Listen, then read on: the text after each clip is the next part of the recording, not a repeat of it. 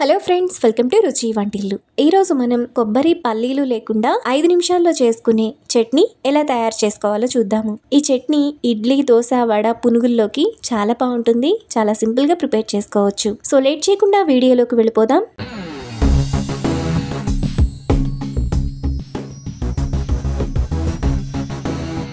ముందుగా ఈ చట్నీ చేసుకోవడానికి స్టవ్ మీద పాన్ పెట్టుకొని అందులో 1/2 టేబుల్ స్పూన్ ఆయిల్ వేసుకోవాలి. ఆయిల్ వేడైన తర్వాత సన్నగా తరిగిన ఒక చిన్న ఉల్లిపాయ, 5 ఎండుమిరపకాయలు, 1 ఇంచు అల్లం, 2 వెల్లుల్లి రెబ్బలు వేసుకొని 1 నిమిషం పాటు మీడియం ఫ్లేమ్లో ఫ్రై చేసుకోవాలి.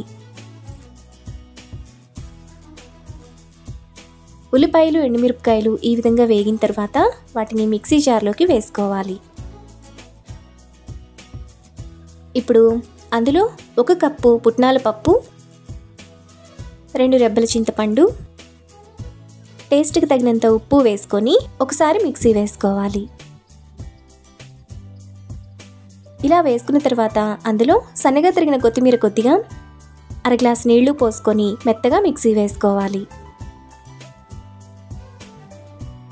చట్నీని ఇక్కడ చూపిస్తున్నట్టు ఈ విధంగా మిక్సీ వేసుకోవాలి. ఈ చట్నీ కొంచెం పల్చగా ఉంటేనే టేస్ట్ బాగుంటుంది.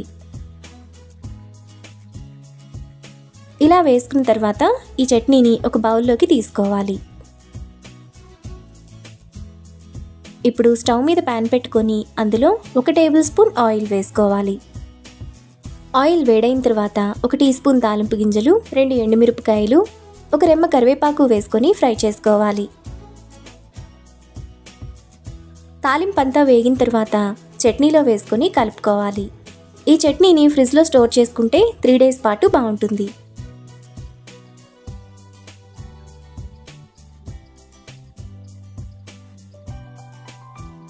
మనకు చాలా టేస్టీగా కొబ్బరి పల్లీలు లేకుండా చట్నీ రెడీ అయిపోయింది. ఇప్పుడు ఈ చట్నీని ఇడ్లీ, దోశ, వడ, పునుగుల్లో సర్వ్ చేసుకుంటే ఎంతో టేస్టీగా ఉండే చట్నీ రెడీ.